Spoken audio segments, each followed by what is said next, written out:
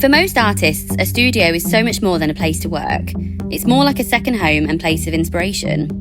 But when studio prices have increased by as much as 25% over the past year, artists and creatives are forced to make do. So when you're compromised on space, how can you create an environment that stimulates your creativity?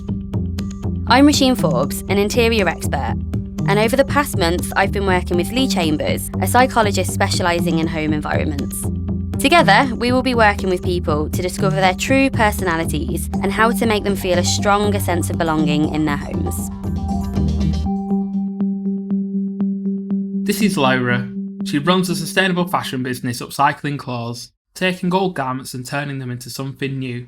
One day I might be painting something or do some embroidery. And then the next day I'm picking dresses to make another dress, finding things to give a second life, basically. It was made out of an old curtain or something like that I found in a charity shop. Why is sustainability important to you? Because I think it's a matter of life and death. The environment is suffering from this. I have my box of scraps for mending. We reuse a lot of things like jars and everything, really. Laura's partner Balys is a painter, and they recently merged their studio spaces into one room of their house where they both work together. Everything is very eclectic and there is layers and layers of paint. Oil paint and textiles is not the best mix. How do you currently feel about the space that you have? We've been a little bit on top of each other. When I'm working, it's in pockets, so I can tidy up my bits. I need a way to organize my things. I put here and I put there and I put this and that. And I move into his space, so I feel a bit like it is not my studio. I don't identify much with the space. It's just a place where I work, really. Does it inspire you to do your best work? No, I don't think it does. I need my own space again, even if it's within someone else's room. Studies have shown we require extrinsic motivators to stimulate our brains. These are visual cues outside of ourselves that motivate us to create things.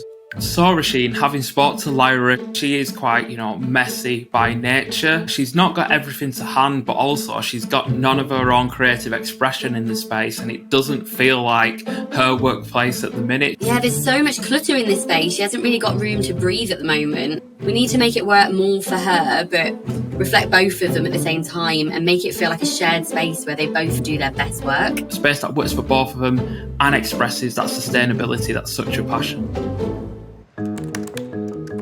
So, how are you getting on? This space has so much potential.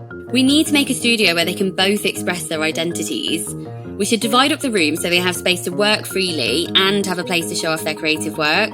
We should think about storage specifically designed for their individual needs too. But because sustainability is so important to them, maybe it's worth going down to IKEA's circular hub where you can pick up pre-loved items. Sounds good.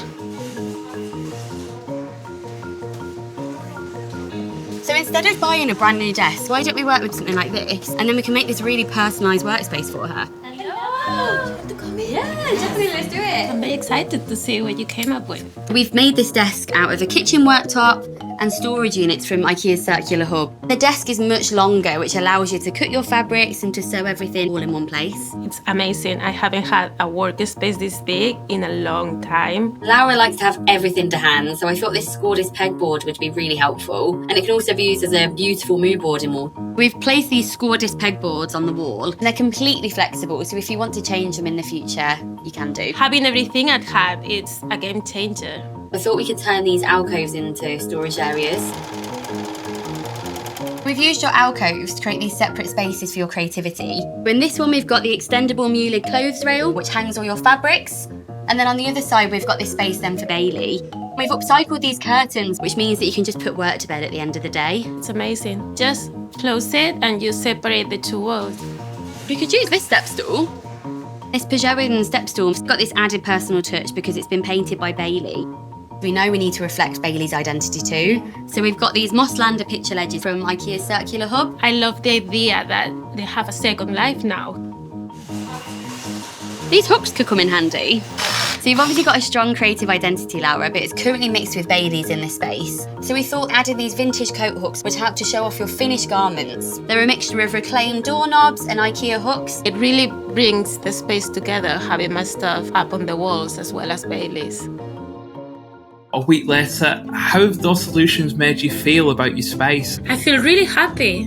I can see myself in here a lot more. Now my work environment reflects all of the creative ideas that I have or how creative I can be. Before we used to move a lot, and now there is just a flow. It gives the two of us independence in the space. It helps me to be creative. Just even being able to see all of the color threads, ideas keep coming in. I try to make my work as sustainable as possible. So being able to create this with things that already exist makes me feel really good. I feel really proud of my studio now.